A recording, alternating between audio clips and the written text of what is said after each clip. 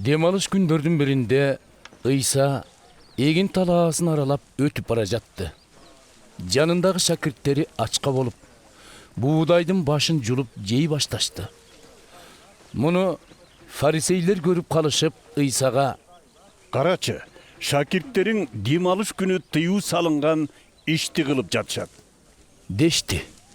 Ыйса мындай жооп берди: Дөт жанындагы адамдар менен бирге ач калганда эмне кылганын окуган жок белеңер.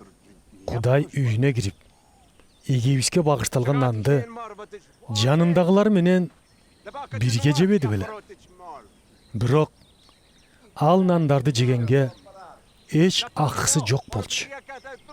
Аларды жегенге дин кызматчылардын гана акысы болгон. Дин кызматчылар ибадатканада демалыш күнү ошол күндүн мыйзамын бузуп коюшса да, айыпсыз экендиги тууралуу Тоорат мыйзамынан окуган жок белеңер.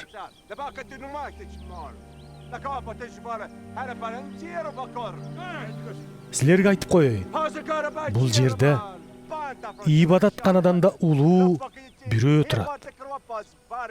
Эгерде силер Кудайдын курмандыкты эмес, боорукердикти каалайм деген сөзүнүн маанисин түшүнгөн болсоңор, анда айыпсыз адамдарды соттобос элеңер.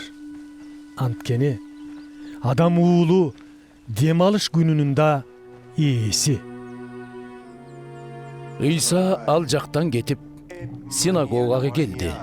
Синагогада колу сенек бир адам бар эле. Ошол жерде тургандардан бирөөлөр Ыйсадан кынтык таап, айыпка жыгуу максатында: Кудайдын мыйзамы боюнча демалыш күнү да адамды айыктырууга болобу? деп сурашты. Ыйса: Бир кою демалыш күнү чуңкурга түшүп калса, араңардан кимиңер аны көрүп туруп алып чыкпай таштап коет. Адам баласы койдон алдаганча өйдө эмеспи? Демек, демалыш күнү жакшылык кылса болот, деди.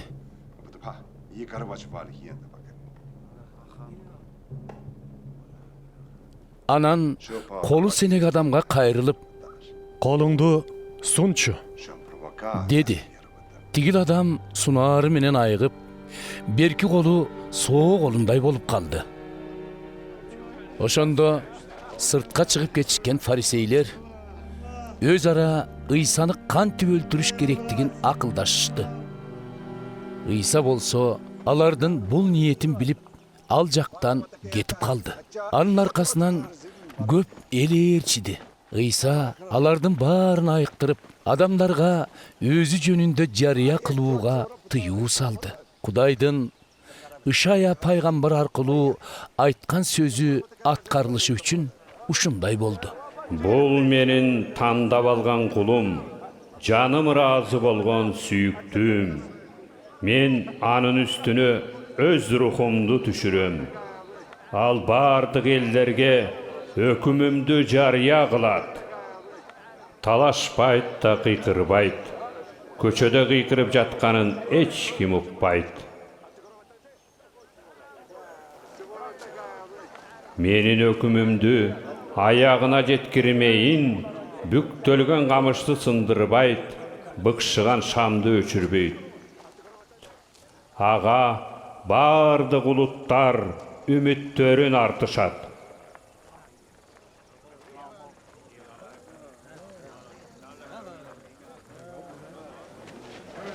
Аңгыча жинда арыган бир сокур дудук адамды Ыйсанын алдына алып келишти.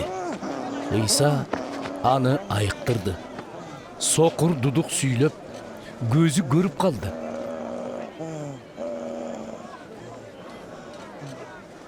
Элдин баары таң калып: Бул Дөөттүн урпагы эмеспи?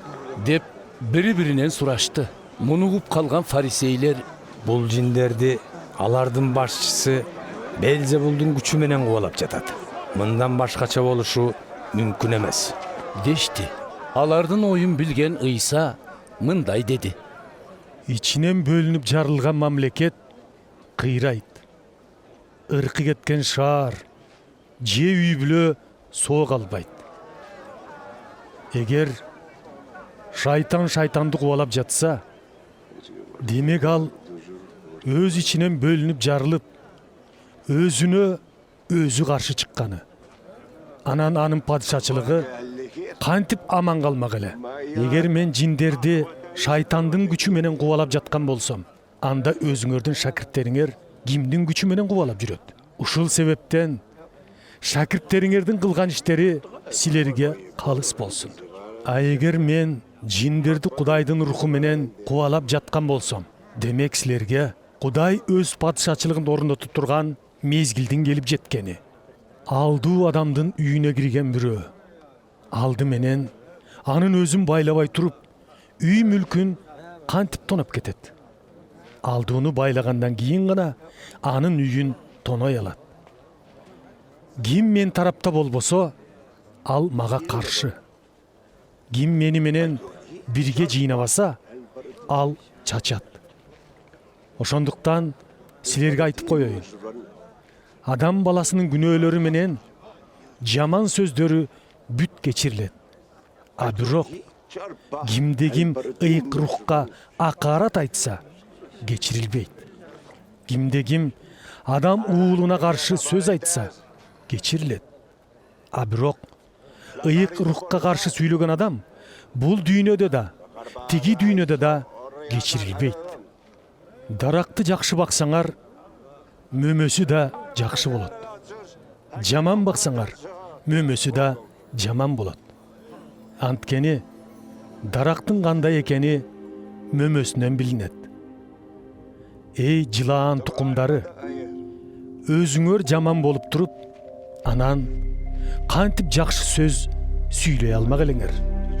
Анткени адамдын дили эмнеге толуп ташыса, ошол тилине чыгат. Жакшы адам дилиндеги жакшы казынасынан жакшылыкты берет. Жаман адам жаман казынасынан жамандыкты берет. Силерге айтып коеюн. Адамдар оозунан чыккан ар бир куру сөз үчүн кыяматтагы сот күнү Кудай алдында жооп беришет. Анткени айткан сөзүң боюнча акталасың жана соттолосуң. Ошондо дин мугалимдери менен фарисейлердин кээ бири Ыйсага: Устат, сиздин бизге бир кереметтүү жишаан көрсөтүшүңүздү каалайбыз дешти. Ыйса мындай жооп берди: Бузулган жана күнөөкөр муун кереметтүү жишаан көргүсү келет. Бирок Жунус пайгамбардын окуясындагы жишаандан башка жишаан ага көрсөтүлбөйт. Жунус деңиз жырткычынын курсагында 3 күн 3 түн болгон сыяктуу, адам уулу да жер түбүндө 3 күн 3 түн болот.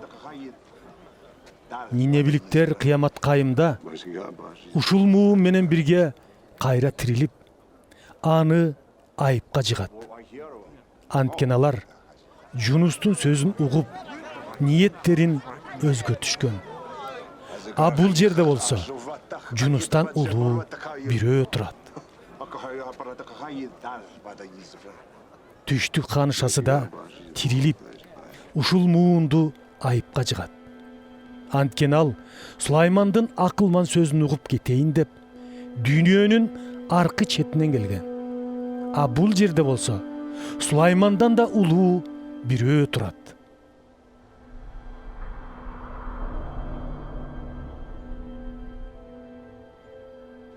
Кара күч адамдан чыккан соң жанына тынчтык издеп, какшыган чөлдөрдү кыдырып таппайт. Анан кой, чыккан үйүмө кайра барайын деп кайра келет да анын шыпырылып, жыйналып бош турганын көрөт. Кайра барып, өзүнөн ашкан 7 жинди ээрчите келет да кирип жашай башташат. Ошондо жанагы адамдын кийинки абалы мурункусунан да жаман болот. Азыркы жаман замандын адамдары менен так ошондой болот.